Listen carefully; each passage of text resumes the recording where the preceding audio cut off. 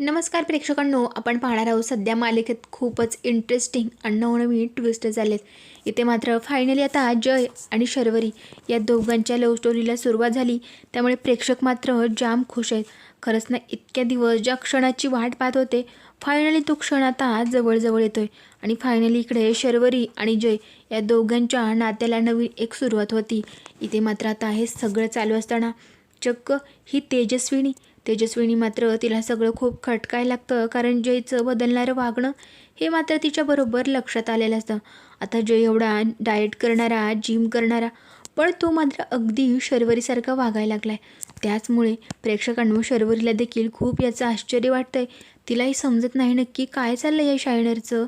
खरंच तो अगदी माझ्यासारखा वागायला लागलाय, म्हणजे ह्याच्याही सगळ्या सवयी बदलायला लागल्यात. तर आता प्रेक्षकांनो, हे शर्वरी आणि जय या दोघांमधलं बदलत्या नात्याचं एक झलकच म्हणावी लागणार आहे. त्यातच इकडेही समायरा मात्र प्रत्येक वेळेस इकडे परत बहिणींचा आणि त्यांच्या घरच्यांचा अपमान करण्याची एक संधी सोडत नाहीत. तसंच इकडे आता जेव्हा काही इथे आता या गौतम आणि आशू या दोघांचं एक लग्नाचं रिच्युअल म्हणून चक्क आता त्यांना त्यांच्या खानदानी बांगड्या देण्यासाठी आलेले असतात, तेव्हा मात्र तेजस्विनी आली नाही. कारण तिला हे सगळं आवडतच नाही ना. कारण मुळात म्हणजे हे परत फॅमिलीच तिला आवडत नाही. पण आजी, साक्षी ते सगळे आलेले असतात. त्याच्याबरोबरच आता आकाशची आई देखील आलेली असते. आणि मग काय प्रेक्षकांनो, या सगळ्यांचं खूप छान गप्पा वगैरे चाललेल्या असतात. त्यातच त्यांचा ग्रुप क्रिएट झाल्यामुळे मात्र खूप जास्तच आणखीन गप्पा वाढलेल्या आहेत. आता या आजी मात्र खूपच इंटरेस्टिंग आहेत बरं का. इकडे आजींना ऑलरेडी वाटतंय खरंच आता एका मुलाचं तर लग्न ठरलं आहे आसावरीसोबत, पण जय आणि शर्वरी या दोघांचंही लग्न व्हायला हवं आहे. आणि म्हणून चक्क आता आजींनी खूप जास्त डोकं लावून शक्कल लढवली. जेव्हा काही शर्वरी आता बाहेर ब्रेड आणण्यासाठी, पाव आणण्यासाठी जाते ना, तेव्हा मात्र बरोबर आजींनी जयलाही तिच्याबरोबर पाठवले. आणि त्यातच त्यांचा खूप छान एक इंटरेस्टिंग किस्सा घडणार आहे. आणि त्यातच मात्र जयलाही कुठेतरी आता शर्वरीमध्ये हरवल्यासारखं होणार आहे. कुठेतरी तो मात्र सतत तिच्या डोळ्यामध्ये पाहत असतो आणि अचानक भानावर येत असतो. पण आता पुढे काय किस्सा असणार आहे ना, हे सगळं आपण जाणून तरी घेणारच आहोत. मला तर पुढे सगळं पाहूयात. प्रेक्षकांनो, इथे जेव्हा आता जय मात्र घरी आलेला असतो, तेव्हा घरात सगळीकडे असं काही सुगंध पसरलेला आहे ना, ते म्हणजे साक्षीच्या हातचे तडपे पोहे. खरंच त्याला प्रचंड आवडलेत. पण त्यातच ही तेजस्विनी मात्र अगदी त्याच्या विरुद्ध आहे. लेकीने एवढं सगळं केलं आहे, पण तिला मात्र अजिबात त्याचं कौतुक नाही. तिला वाटतंय काय हे तेलकट खात आहेत हे सगळे, आणि खरंच हे सगळं खायला हवं आहे का. आता प्रेक्षकांनो, या सगळ्यांमुळे मात्र इकडे ही तेजस्विनी खरंच आता बिचाऱ्या साक्षीचं मन दुखवते म्हणायचं. कारण साक्षीला वाटलं होतं की आई आपलं कौतुक करेल, पण कशाचं काय. आई मात्र अजिबात कौतुक करत नाही. ती मात्र उलट हे सगळं खायला नकार देते आणि सगळ्यांनाही खाऊ नका म्हणून सांगत असते. पण नाही, इथे असं होणार नाही प्रेक्षकांनो. सगळ्यांनी खूप जास्त कौतुक केलं इथे या साक्षीचं. आणि मग मात्र शेवटी आजी तिला सांगून इकडे परवांच्या घरी आलेले असतात. आता तसं म्हणायला गेल्यावरती इथे तेजस्विनीला खूप जास्त फोर्स केलेला असतो, पण ती काय गेली नाही. पण शेवटी जेव्हा काय आता जय घरी आलाय ना, तेव्हा जयचं सगळा ब्रेकफास्ट वगैरे आवरून झाल्यावरती त्याने जबरदस्ती इथे घेऊन गेलेला असतो तेजस्विनीला देखील परवांच्या घरी. आणि मग काय तिथं सगळ्यांची मजाक मस्ती चाललेली. त्यातच इकडे आता जय जेव्हा काय घरी आलेला असतो, तेव्हा मुद्दाम शर्वरी त्याला टोमणे मारत असते. म्हणत असते काय म्हणजे सर, जय सर तुम्हाला काय पाहिजे, म्हणजे खरंच तुम्हाला जसं पाहिजे तसं मी सगळं बनवेल. आता मुद्दाम त्याची खेचत असते. प्रेक्षकांनो, हे सगळं मात्र तेजस्विनी अगदी तिला तिच्याच भाषेत उत्तर देते. म्हणजे कसं आहे ना, म्हणजे जय जो खातोय ना, तो तुम्ही इथे नाहीच बनवू शकणार, म्हणजे तुमच्याकडे ते अवेलेबलच नसणार आहे. मुद्दाम तेजस्विनी देखील तसंच बोलते. आणि मग काय प्रेक्षकांनो, आता जेव्हा काही इकडे असं बोलली ना तेजस्विनी, तेव्हा जय मात्र स्वतःच मध्ये उठून म्हणतो, आई तसं नाही, पण आज मला खरंच भजी आणि पाव खायचेत. आता सगळे मात्र या तयारीला लागलेत. यांची जयंत इथे पार्टी होणार आहे प्रेक्षकांनो. आणि त्यामध्येच खूप छान इंटरेस्टिंग किस्सा पाहायला भेटणार आहे. कारण पाव तर घरात नसतात, त्यामुळे आता इथे शर्वरीची आई म्हणत असते, शरू खरंच पाहुणा आहेत घरात, कसं बनवणार आहे. तेव्हा शर्वरी आता पाव आणण्यासाठी बाहेर जाते. आणि मग काय प्रेक्षकांनो, आता जेव्हा शर्वरी बाहेर जाते ना, तेव्हा मात्र इकडे जय तिथेच बसलेला असतो. आता भानुआजी तिच्या डोक्यात हे सगळं चाललेलंच असतं. म्हणत असते, जय काय रे, अरे एकटीच गेली ती, आणि आत्ता यावेळी खरंच तू जा ना, म्हणजे तिच्यासोबत जा, असं एकटीला नको पाठवायला. प्रेक्षकांनो, जय म्हणत असतो, अगं मी आजी मी कशाला. पण तरी आजी मात्र त्याला फोर्स करतात, जय जा रे तिच्यासोबत. पण इथे मात्र शर्वरी, तुम्हाला तर माहीतच आहे शर्वरी कशी अगदी इकडे खूप जास्त फणी आहे. कारण शर्वरी प्रत्येक वेळेस अशी काही जयला उद्धटपणे बोलत असते ना. आता जेव्हा त्याच्या मागे मागे आला जय, तेव्हा मात्र त्याला म्हणत असते, काय रे शायनर, तू कशाला आलायस, म्हणजे आजी म्हणाल्या आणि तू लगेच आलायस, मी गेले असते माझ्या स्कूटीवरती. आता मुद्दाम जय म्हणत असतो, हो का, पण अगं आजी म्हणाली ना म्हणून आलोय, मला येण्याची काही हौस नव्हती. आता या दोघांमधली नोकझोक मात्र प्रेक्षकांनाही तेवढीच आवडते. आता प्रेक्षकांनो, या सगळ्यामध्ये मात्र चक्क इकडे शर्वरी आणि जय दोघं एकमेकांना बोलण्यात एवढे काही दंग झालेले आहेत ना.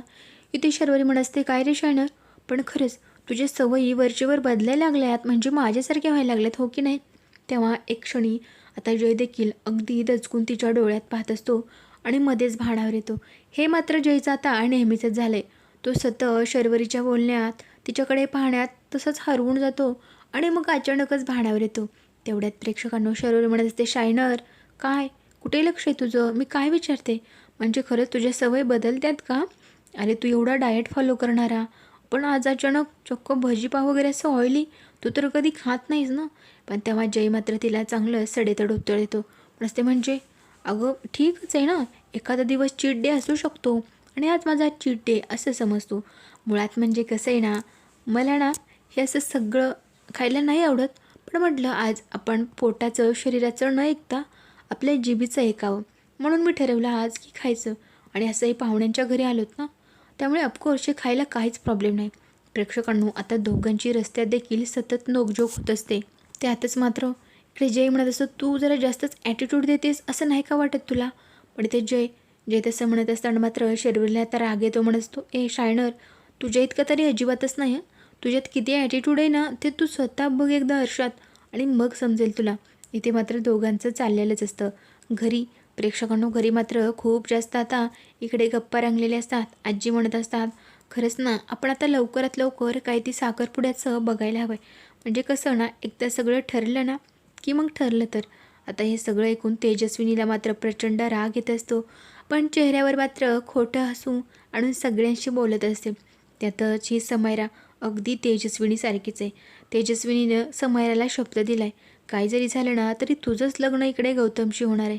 पण त्यांना काय माहिती, ह्या दोघींचा प्लॅन कधीच सत्यात उतरणार नाही, कारण यांच्या पाठीशी चक्क शर्वरी आणि जय दोघे आहेत. आता हळूहळू ह्या दोघांमधलं प्रेम वाढतं आहे, त्यामुळे नक्कीच जय तर इकडे लग्न करणार आहे आणि ते गौतम आणि आशू म्हणजेच आसावरी, ऑफकोर्स या दोघांचं लग्न तर होणारच आहे. कारण तेजस्विनीची अट मात्र जय आता मान्य करणार आहे. कुठेतरी त्याला जाणवायला लागले, खरंच ही मुलगी आपल्यासोबत असली ना, आपण एका वेगळ्याच जगात असतो. ज्या बायकांचा आपला एवढा तिरस्कार करतो ना, आपण एवढा तिरस्कार वाटतो, त्या कुठेतरी मी सगळं विसरून जातो आहे का. खरंच म्हणजे हिच्यात असं काय एवढं स्पेशल, सतत त्याच्या डोक्यात येत असतो.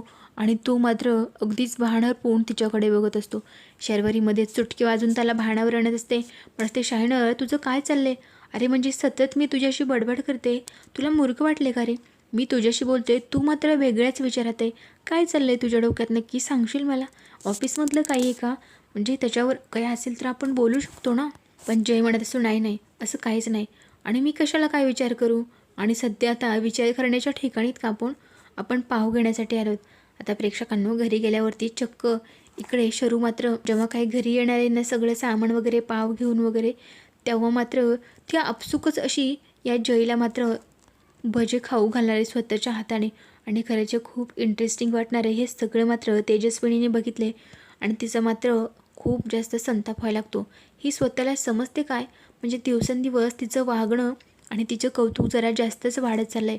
जयचं नक्की काय चाललं आहे, म्हणजे खरं आहे त्याचा काय जो दोष आहे ना, ते मला माहिती काय प्रॉब्लेम आहे ते, त्याला बायकांचा राग येतो आहे, पण ह्या मुलीचं कौतुक करण्यात तो कधी थकत नाही ना, थांबत नाही, सतत त्याच्या तोंडून हिचंच नाव ऐकते. आणि आज तर एकमेकांना भरवणं वगैरे हे काय चाललं आहे बालिशपणा. प्रेक्षकांनो, इकडे तेजस्विनीच्या डोक्यात काहीतरी नवीन आयडिया येते, काही करून हे सगळं थांबवायलाच हवं आहे.